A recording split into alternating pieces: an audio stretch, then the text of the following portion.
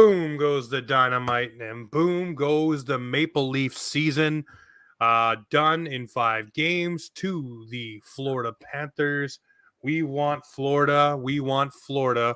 No one will ever show you the other side of that video where the other half of the crowd was chanting, "We want Boston." Peter And tried to. I was there, James. I was telling people we want Boston, but there were people yelling that. Yes, there were people.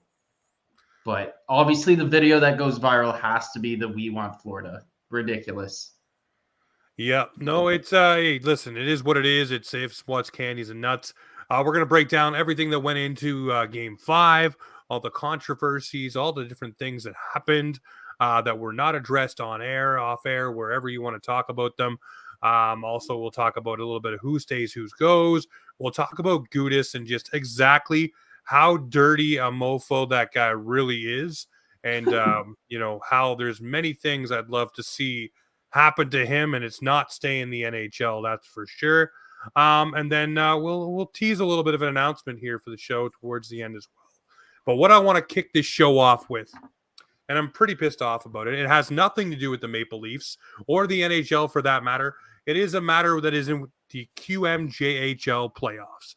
Right now, we have the Halifax Mooseheads and the Quebec Ramparts playing each other. We have great friends of the show. They are not Leaf fans, but they are friends of the show, Joanne and Tyler. I'll show a little picture here of Tyler. What a beauty there. That's his hockey card that was made. Absolutely awesome. He went up to Quebec for game 1, which was, by all counts, very cordial. Everybody was very happy, very excited for the Moose and the Ramparts to be playing. And, because the Ramparts won, everyone was kind of jovial and having a good time. And some of you may have already seen the video and seen what happened in game 2 where the Mooseheads flipped the script. Now, Tyler does have Down syndrome, if you didn't notice by the card. And he, cheers for his team through and through. And he doesn't let things around him affect him. But of course, his mom, Joanne, does take that in, does take it to heart.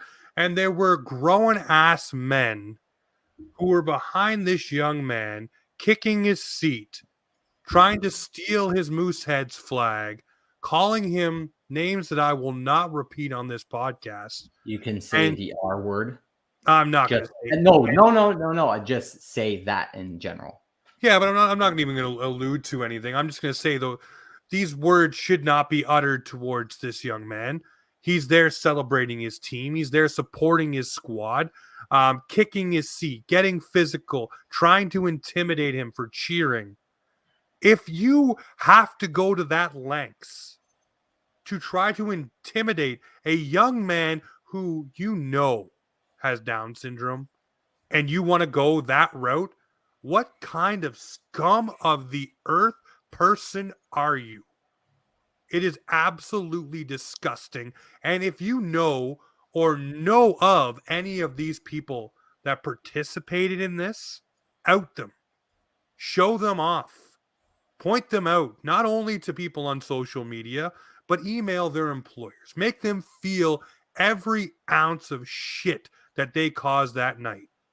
Because for 20 hours driving back, the two of them had to sit with that in their stomach and feel what that felt like, sitting at that rink and being personally attacked for celebrating a team and for a young man who just loves hockey and, by the way, gives a fuck ton back to the hockey community. Always helping out with the Mooseheads, always helping out wherever he's asked to go, being a part of team events, doing all of those things. That is fucking ridiculous. Pardon my language, I don't care. It's just gross. Do better. Be better as fucking human beings. It's so disgusting that a person who goes to an opposing rink because that team is now losing a game, you feel it's okay to physically intimidate, kick, hurl insults, and try to physically destroy property of a young man like Tyler who has Down syndrome, who really just goes out there to enjoy everything and is not there to ruin anyone's day, is not taunting anyone, but just being excited and happy for what's going on at the game he's at. I'm sorry. It bothers me to no end. It's disgusting. And I cannot believe that the Ramparts have at least not issued something publicly like an apology for what happened.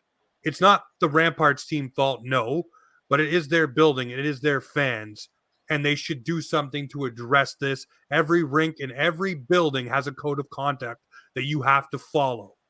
And I would assume that this falls underneath that edict, and you should, to the letter of the frickin' word, throw these fuckers out and not allow them back. I don't care if they're multi-millionaire season ticket holders. Toss them out on their ass.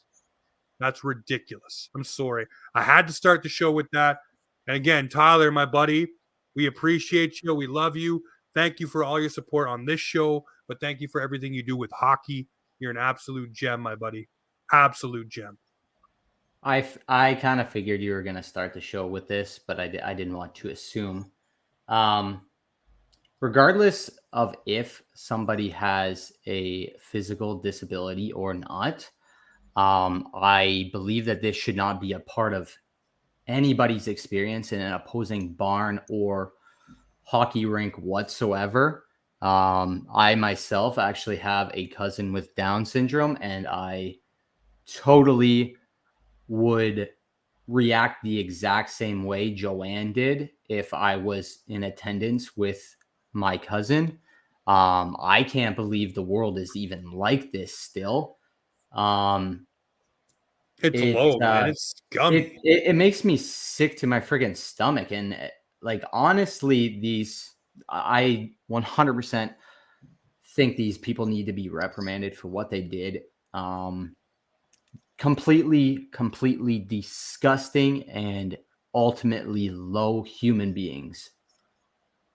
Really glad you tagged me in that video, James, showing me of this woman making this complaint. This is not something that should ever happen. For someone to even do this just makes me sick to my stomach. And it also makes me sick to my stomach that people let this happen. There's no one trying to defend, like, regardless. Like, if I'm at a Leaf game and I see someone doing this if I see a Maple Leaf fan doing this to someone else, I'm going to record them. I'm going to call them out. That's not something I'm okay with. And the fact that no one else did anything, it just speaks volumes.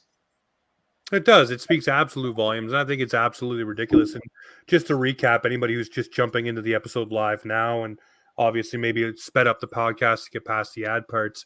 We're just talking about young man Tyler and his mother Joanne, who went to a Quebec Ramparts playoff game in Quebec, watching their hometown Halifax Mooseheads. In the second game, the Moose end up taking a lead, and then the fans around this young man started kicking his seat, hurling insults, trying to get physical with him, physically intimidate him, do all kinds of different things. And it's just not cool. So I don't like it. Again, I want these people to be outed. I want these people to show what is going to happen when you do this. It's not okay. But you know what? At the end of the day, Tyler's now back in Halifax. The Moose play Tuesday and Wednesday. And I hope the hockey gods have a little bit of sweet redemption for him and let the Moose take 2 at home here and just really let him get pumped up. And same with Joanne and everyone else. But this right here, don't stand for that crap. You see it in public, call it out. Don't let it stand. It's not something we support and anyone should support. Everybody should go to a hockey game and feel safe. It shouldn't be a question about feeling safe in your own skin and your own seats, no matter what. So anyways, we will move into the episode. Guys, this is Offside Hockey Talk. We're proudly brought to you by our friends over at Boxing Rock Brewing Co. Be sure to check out their Puck Off Lagerdale. It's the big beer for the big summer off season for the Toronto Maple Leafs. And let's get into those Maple Leafs. All right. Game 5. I'm going to say this, and I've been beating this drum. It is not the reason why the Leafs were down 3-0. No, the Leafs put themselves in a 3-0 hole. But something that my wife pointed out, and she's not the biggest hockey watcher, but like she said, it's not like every game was a blowout.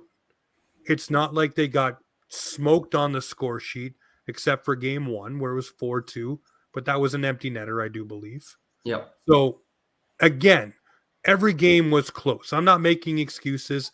I'm not saying, oh, it could have been one. We hit a lot of posts. We did a lot of different things. One thing that I told you guys after game 2, I said Mitch Marner needs to simplify his game. Yeah. That pass to Matthews in his own zone when he should have just chipped it out of the zone and continued to play down the ice, which is what they started doing, by the way, in game 3 and game 4. A little late, but they started making simple plays.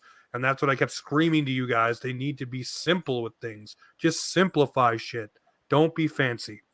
But game 5, to me, was a microcosm of everything that we battled as Leaf fans this season. The shit that happens to us doesn't seem to get the same trickle down as it does to other teams.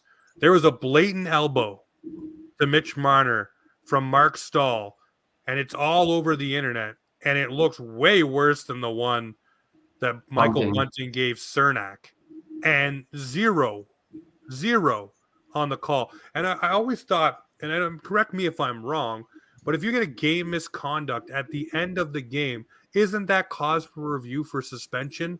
Hello, Sam Bennett, with your game misconduct at the end of game 4 on top of McCabe pummeling his face, by the way, which was black and blue and cut that night because of what he did. But, nothing became of that.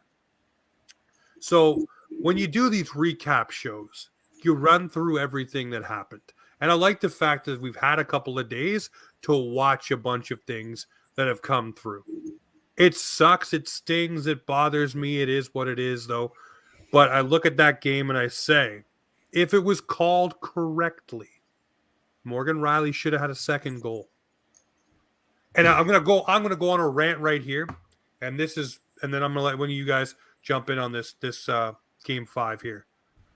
Every major sport outside of the NHL has some sort of technology to know where things are on their playing surface at every single moment of their games. Period. Baseball now has the foul ball tracker to make sure they get it absolutely right where it hits the pole. Some parks are different. Sometimes you have the extended part of it. That doesn't count, apparently. It has to hit a certain part of the pole. They know exactly where to look. But for baseball, there's lots of different things that they can do now. For tennis, for crying out loud, they know exactly where the ball hits on the playing surface to know if the ball is in or out in crucial moments. Football, all you have to do is break the plane. They figure it out. They have a bajillion different replays. The stadium's so big anyways, you can have 1,000 cameras. Why does the NHL not have some sort of goal line technology that allows you to know the puck is over the line? Why is there nothing?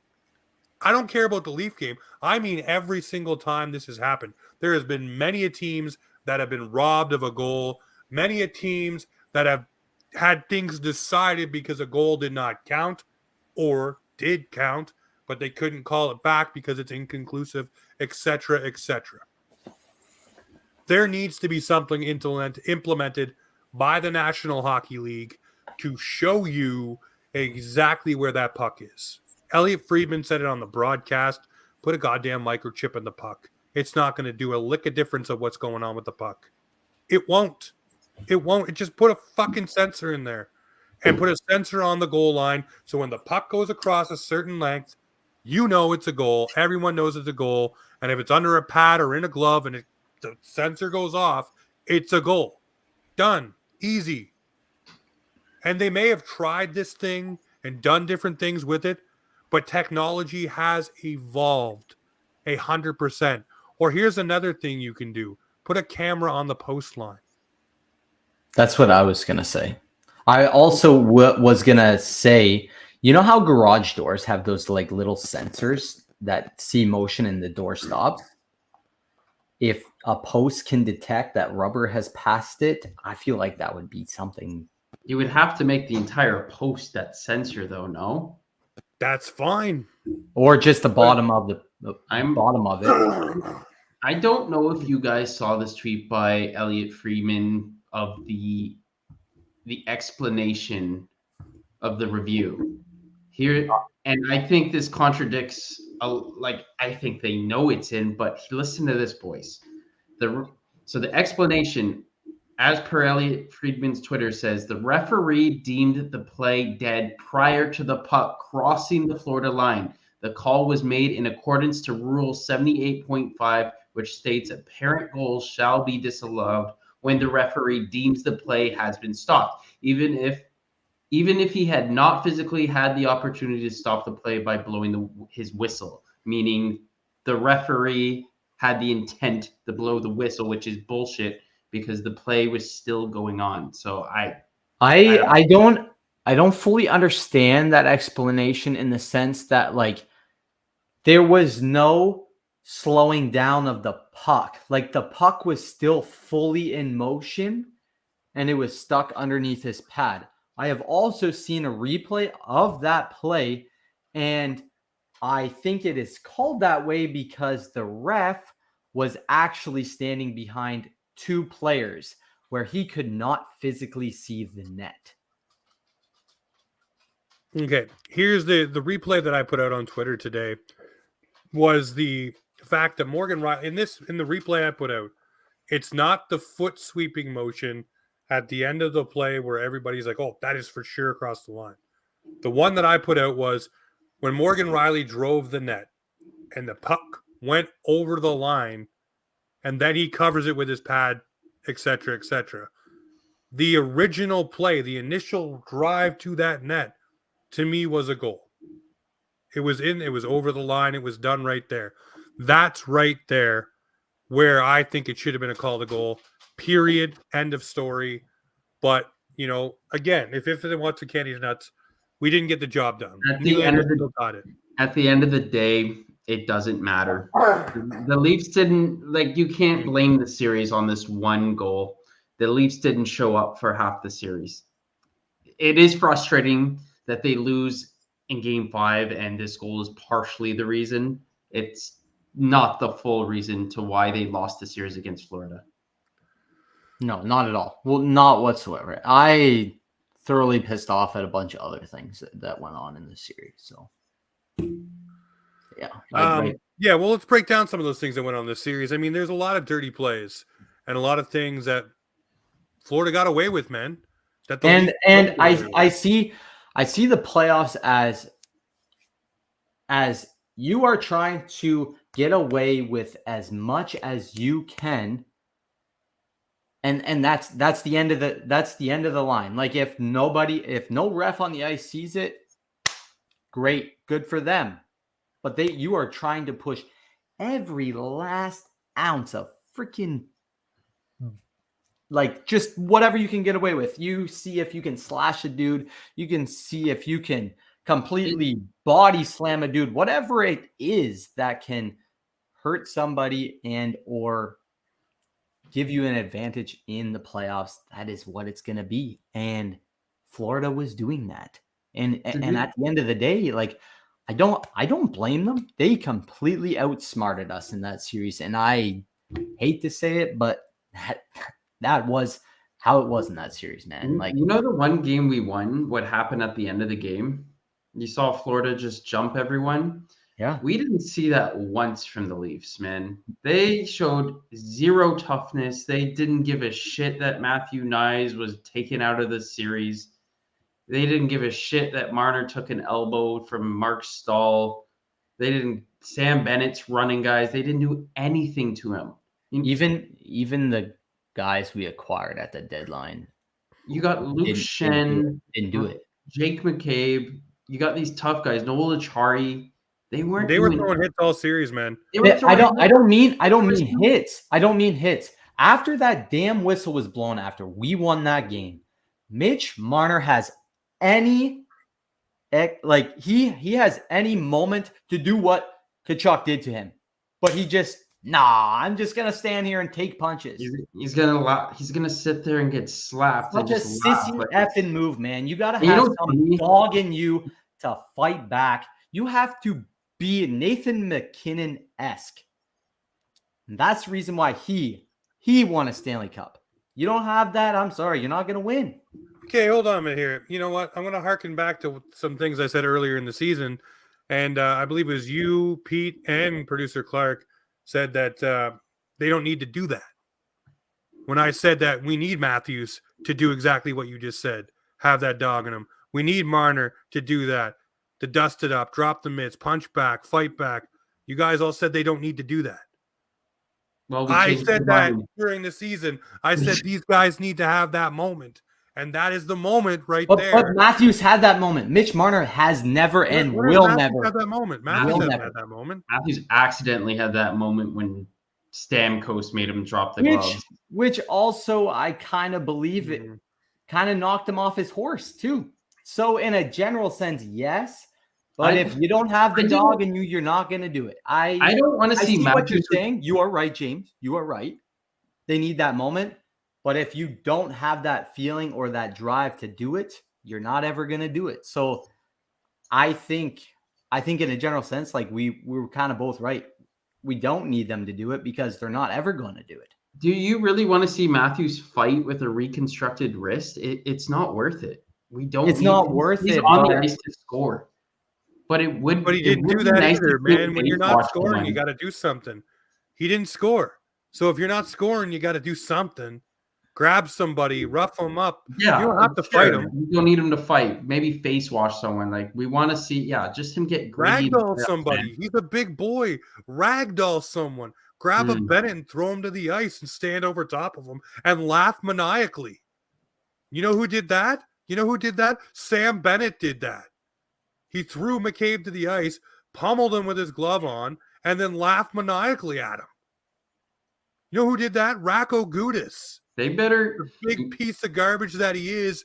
He did that to multiple Leaf players and then screamed in Joe Wall's face after they scored the OT They goal. need to frame that photo, James, and put it in the dressing room as motivation next season. Like that.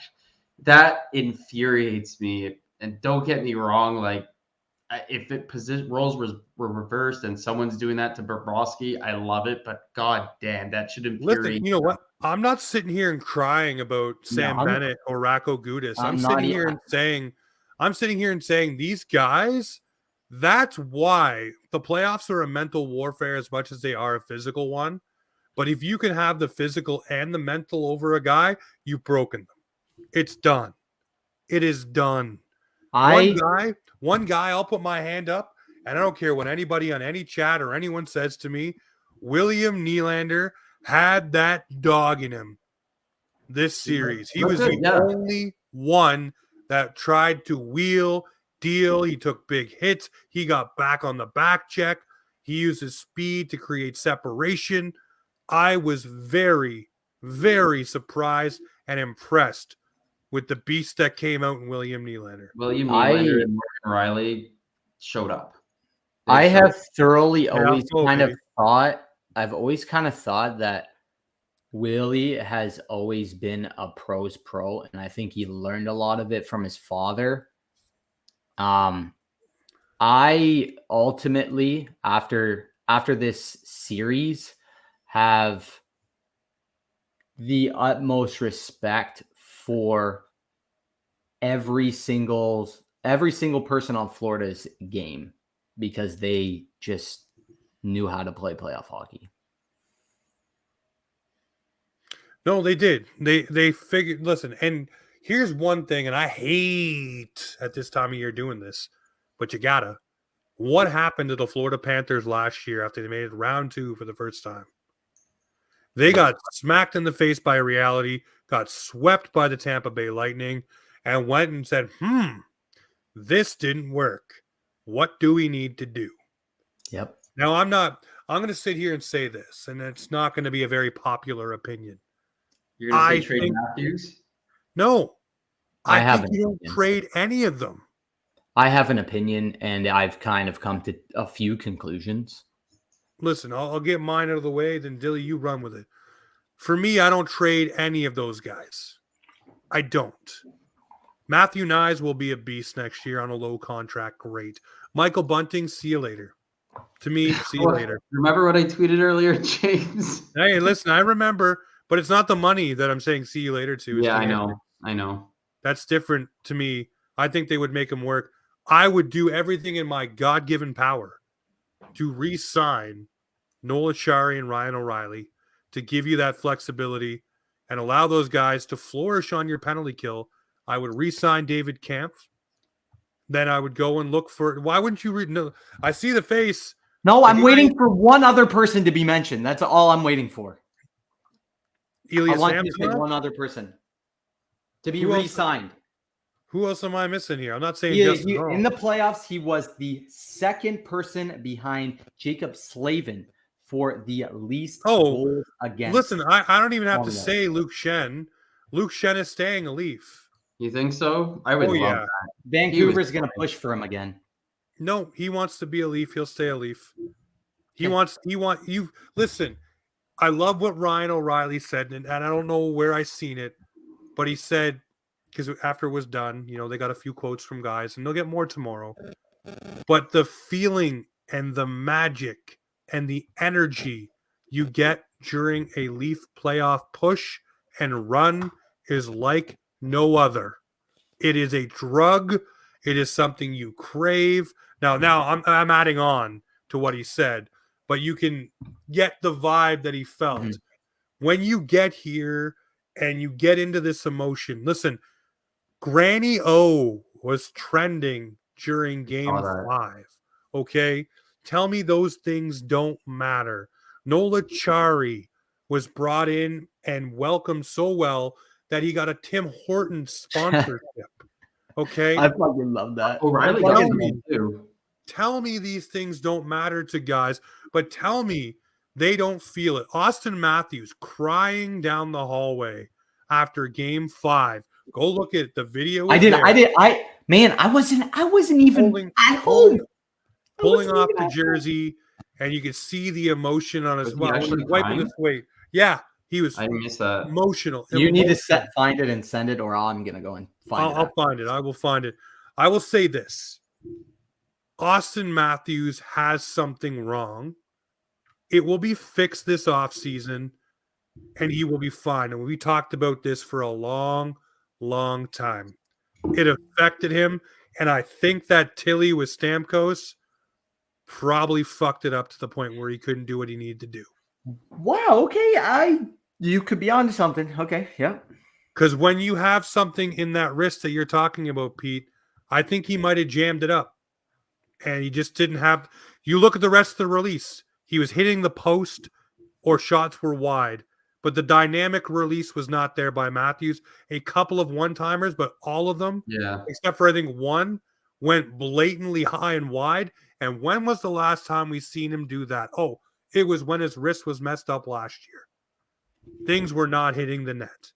So, for me, I look at it like this. And I was angry today, so I compared him to Phil Kessel. I said he's a great complimentary player, but not the guy you go with. So, that might be my opinion.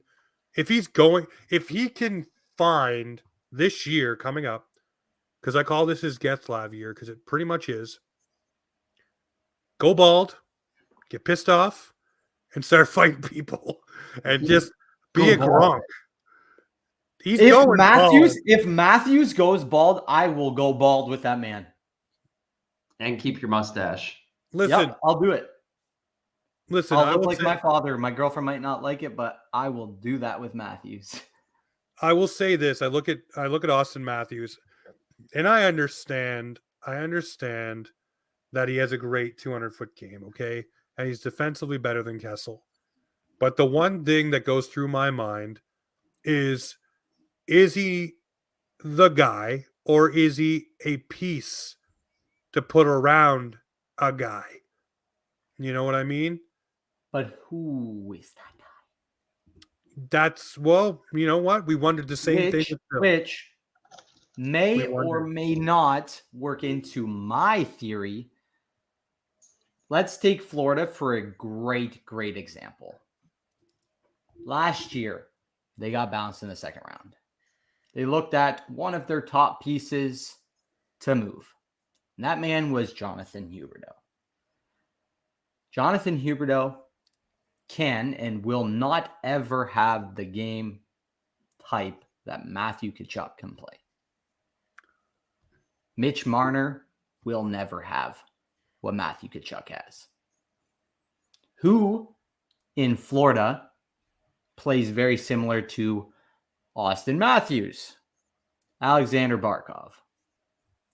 I think I don't know if you could ever win a trade with Mitch Marner to get somebody like Tkachuk, but I think everybody saw it. I think it was game 3 that Mitch was scared and he just wasn't doing Mitch things. He was thinking too much with the puck. He wasn't simplifying it. Like James said, I doubt it's actually going to happen, but I have that sense that he could be the odd man out. And as bad as it would hurt me, trust me, I love Mitchie just as much as the next person. I just think that he's not a playoff performer. Or you have the wrong group of guys together in the playoffs here, because honestly, you can't get rid of Matthews, man. This guy's a generational talent. Like you're not going to get anything like this guy in years to come. Mitch Marner is phenomenal, and he's the only guy you can trade. Like if we're going to shake up the core four, it's got to be Marner. You can't trade Tavares. Nylander, you're going to lose that trade, but you got to trade Marner if you're going to shake this core up, and it's got to be done before July 1st, if I'm not mistaken. Yep. Right? All players have a no movement clause that kicks in. Yep. Right. So if they're going to do anything, Dylan, it's like you said. I know. Mitchie. It would hurt me, guys. I'm dead serious. It would hurt me, man. Like he is for the team. He is for the kids, and that man is loved by so many people. But he's not a playoff performer, and it's not working here. He's not a game breaker. Like you need people like that. I'm sorry. Like you need somebody of like as bad as it sounds, Matthew Tkachuk-esque, because Matthew Tkachuk can and will throw the body. What else can he do in the regular season? Throw up 100 points, man. That's what Mitch Marner is doing. But he's helped that Marner's taking up a huge portion of this cap as well. And you can trade Marner for 2 players. Yeah. And still be fine with the cap. That's the difference, man. Like I hate saying it, but look at what Florida did. My other theory is Sheldon Keefe is going to get moved. Sheldon Keefe is inexperienced. And I think last year Florida also saw that with Andrew Brunette. Andrew Brunette is a great coach. So is Sheldon Keefe, but Paul Maurice knows how to make people work. And I don't think Sheldon Keefe knows how to make these boys work. That's my other theory. I was going to post something on TikTok about it. Still might, but I don't think Keefe's did you guys see his post-game interview?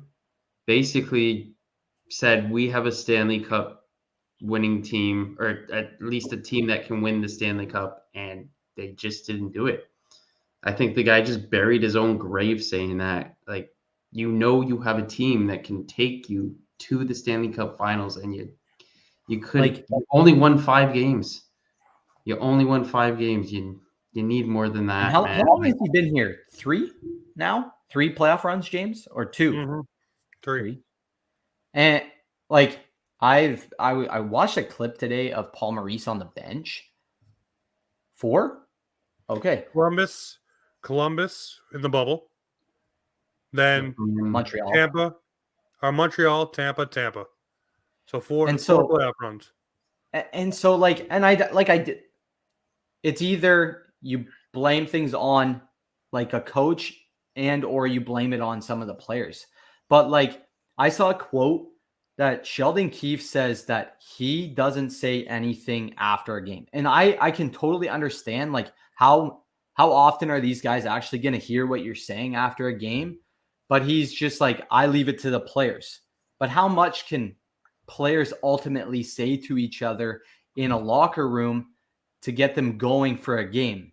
Sheldon is the person that sees the game and sees everything unfolding The players are the ones that are in it. So I see it, but I don't. And I think you need somebody of like, I'm giving examples again.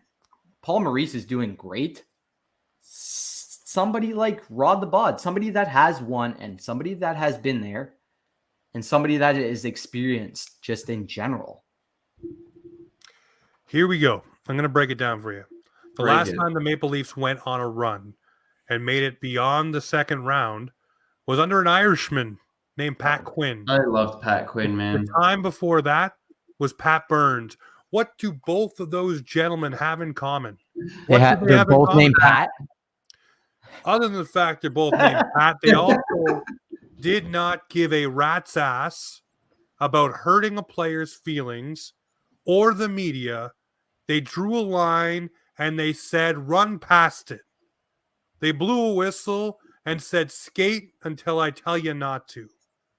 They demanded from their players and gave it back every ounce when it came time to defend them in the media.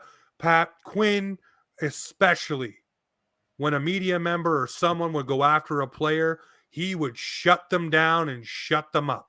He would stand in front of that locker room before any media member got in there and protected each and every player, every single game, win, lose, or tie, and stood there and took the barrage of bullets every time. No one was allowed to go in that room until those boys were ready to talk.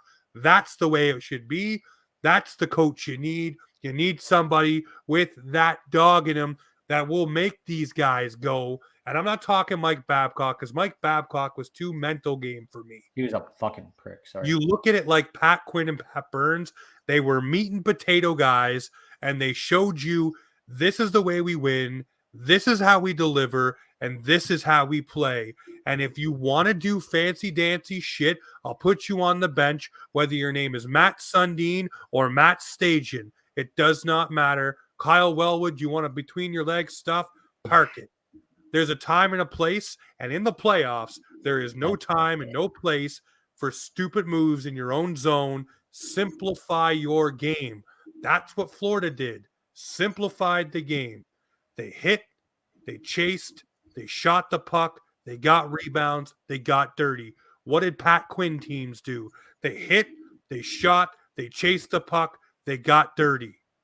That's what the Leafs need at the helm. That's what they need to make sure pushes this group to the next level. And you will need guys like Ryan O'Reilly, Nola Chari, and Luke Shen with McCabe, because he's got another year, in your lineup to do those things.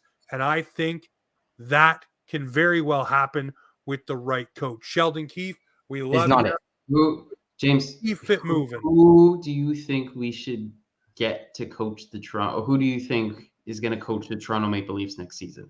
Listen, I don't the guy that I think should coach the Toronto Maple, two guys came to mind, Barry Trotz, and the other guy, he can't coach in the NHL. Can't be Barry because Trotz. I know it can't be. I know who you're saying next.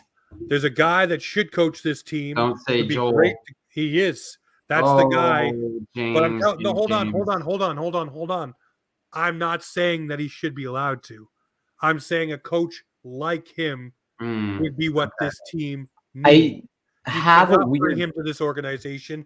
That is not what we want. That is not what we would accept. I wouldn't even watch the damn team if Quenneville was behind the bench. Fair, I but would yeah, not no, watch a single I game. agree. I agree. That's 100%. We needed someone like Joel Quenneville. Obviously, not Joel Quenneville for all the garbage stuff he let get away with in his dressing room. But Sheldon Keefe axed. Get him, man. Like it's not working. Do you think that I know that there's a candidate out there, but do you think Bruce could take the Leafs there? Boudreaux, no. Or is he too soft? It's not that he's too soft. He's very offensive minded, which is great for this team. But we're just talking about guys needing to do. I don't know the Bruce's simple tactics. plays. Yeah. You need not fancy. Think about how fancy these guys would get if they got to be able to dipsy doodle all they want. Yeah. You know? My other thought is I don't like him in our organizations as the hockey operations person, but do you think Shanahan could ever get behind the bench and No, freaking torch no. people? If Shanny will never go behind the bench, it'll never move that way. No. Do you guys think Shanny's going to be still president at the end of this season? Yes. You think he's going to still be the president of the Toronto Maple Leafs still? Now, I guess is he up for contract? Is that Yes. him and Dubas, both of them? Listen, they will roll it back. They will roll most of the sure? front office back. Kyle Dubas, look, Brad Treliving and the other general manager who was fired did not get their opportunities to do their media day. They were not there, they were not present, and then they were gone. So Kyle Dubas is doing the media day, will be available to speak to the media. So will Brendan Shanahan. The only name who has not come up so far is Sheldon Keefe. That's crazy. I don't know about you guys, but if I am Kyle Dubas, and I want Kyle Dubas to stay. I think he's one of the best general managers I've ever seen this team have. But if I'm Kyle Dubas, I don't want to come back to the Toronto Maple Leafs. This is the most stressful job I would never accept unless I got a big payday. But he's throwing water bottles in the press box. He is yelling at fans. He's talking to himself. Why would he want to come back? Does he have the passion? Because he does. And I really hope he does. But I go to my job every day. I took a pay cut to go to a less stressful job. If I'm Kyle Dubas, I don't know if I come back to the Toronto Maple Leafs, especially with all the opportunity out there. No, I feel you. I had a feeling that why his passion comes out like that, and I think that ultimately he takes a lot of passion in building this team. He has a lot of passion from building this team, but I also think that I think he's from Sault Ste. Marie, if I'm not mistaken. I don't know if that's actually where he's from, but I think if at any point in his life he cheered for the Leafs, I think that passion also lives really deep within him. No, I can definitely see it. Listen, tomorrow we're going to get a lot more answers on things. We're going to see where people's emotions are. We're going to hear a lot of things that we hear every year with guys who are UFAs that they may want to stay, or if the numbers work, or if we can have it done, I'd love to be a Leaf, etc., etc. But tomorrow will be more of a telltale thing. We will be with you, throughout this week for a couple of episodes. We'll be back on Sunday. We're not going anywhere, by the way. We will be here throughout the summer. We are inching ourselves towards a deal with a certain podcasting network affiliate, which would be a real big fun time, which will give us all kinds of fancy new tools to use on our lives in different places, and as well to spruce up some things as well. And yeah, it'll be fun. But right now it sucks. We're mourning. It sucks. But guess what? The Leafs made it past the first round. It's not what we all wanted, but we got to see something we haven't seen since the early 2000s. And guess what? It just made each and every one of us want it and crave it that much more. Imagine if you were one of those guys that were on the ice and felt how it felt to lose in round 2 and how bad you want to go and keep crushing forward. I think we see the next step. Unfortunately, we just have to wait until next year. Guys, anything else to add before we wrap on tonight? I think so. All right. Listen, it's been an amazing season with the two of you. You both came on. Dylan, you were here for the whole ride. Pete, you came on later in the season. But we have had a run. We've had an amazing run. Many people have taken notice. And it's great to hear, see, and get all that love. So we will be back all summer long with episodes, certain guests having fun throughout, doing different things. And then, of course, we'll be back in training camp and for the full season ahead. We'll talk amongst ourselves, and hopefully Pete and Dylan do return. We shall see. Dylan, you get your finger up. James, I just want to thank you for letting me be a part of this. And to watch your hard work and dedication ultimately pay off is amazing to see. You've built quite the fan base here, and I think that if anybody is more deserving than what is to come, I think you deserve it the most.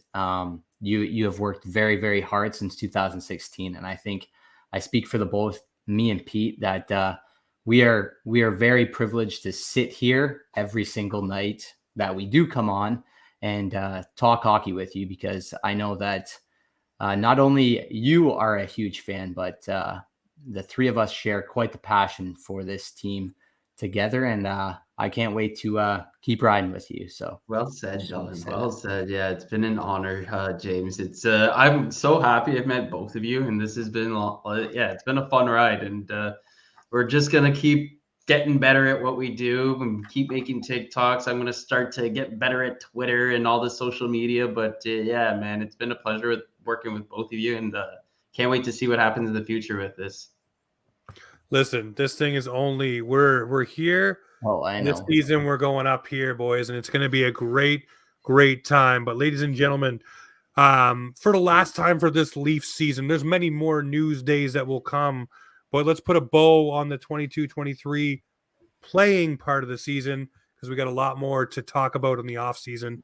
But ladies and gentlemen, this right here is Offside Hockey Talk, where hockey, the Maple Leafs, Dylan, Pete, and myself come to talk.